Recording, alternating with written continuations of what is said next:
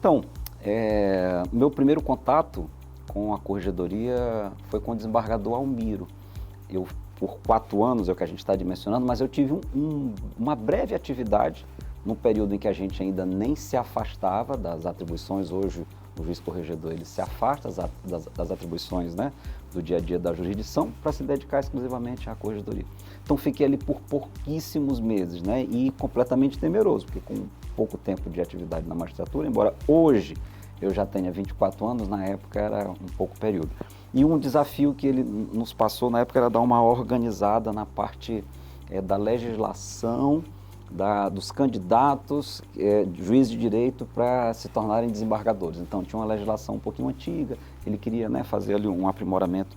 Já o segundo contato com a corregedoria, que aí vem um ciclo de 4 anos, um intervalo de 2 anos e depois um novo ciclo de 4 anos, com a desembargadora Tânia, com o desembargador Almiro, fazendo assim umas alternâncias, a gente iniciou as atividades com uma experiência já bem sedimentada. Por quê?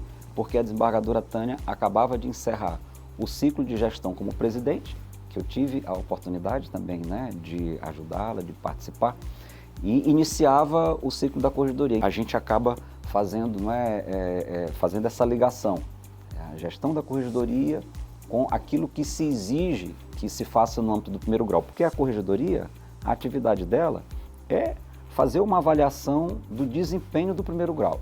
Claro, né, para se medir o desempenho, acompanhar o desempenho, como os juízes estão trabalhando, os servidores do primeiro grau estão trabalhando, a gente tem que pensar numa estrutura adequada, quantidade de servidores, né, a parte mesmo física, os sistemas. Então, são muitas situações correlacionadas com a atividade.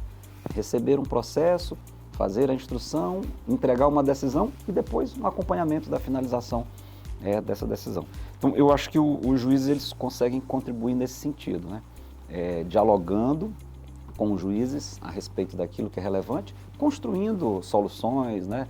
Ouvindo bastante os juízes. Então, eu acho que esse foi o meu principal papel, né? Um diálogo muito franco, muito aberto, né, com os juízes, né? A desembargadora Tânia, o desembargador Almiro, embora, né, seria uma missão do juiz corregedor, eles sempre participaram de tudo, muito, muito participativos. Por sinal, uma característica que eu vejo em comum dos dois, né, que são muito incisivos, de personalidade muito forte, todos os dois, né, assim, muito decididos e com muita firmeza, mas com muita empatia, não é? E com uma facilidade tremenda de lidar com as pessoas. Eu acho assim que o primeiro impacto muito grande nesse sentido foi a época da pandemia. Todos nós sabemos o que foi, né, o problema que causou para famílias dentro do judiciário.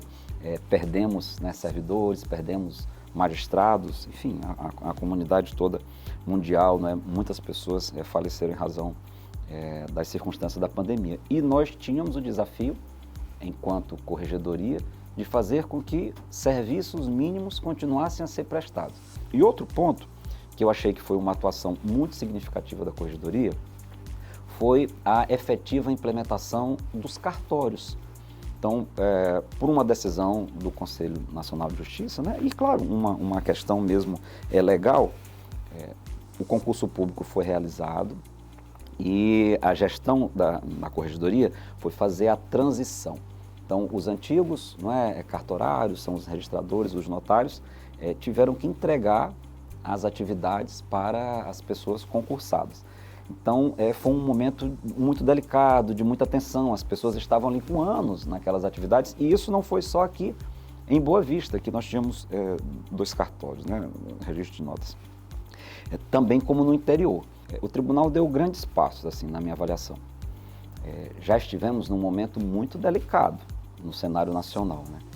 Julgar processos, né? Sempre fomos muito bons, bons demais, né? Todas as gestões, desde que eu cheguei aqui em 2001, a gente estava sempre julgando muito bem.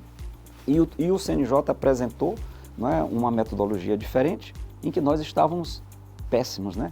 Hoje nosso TJRR desenvolve fluxos, rever fluxos, está um passo além, porque já discute qualidade, né? Eu acho que esse é algo que tem que ser continuado, não pode ser perdido e sempre aprimorado. E agora vem a inteligência artificial para nos ajudar, né? Então, processo de capacitação contínuo, né?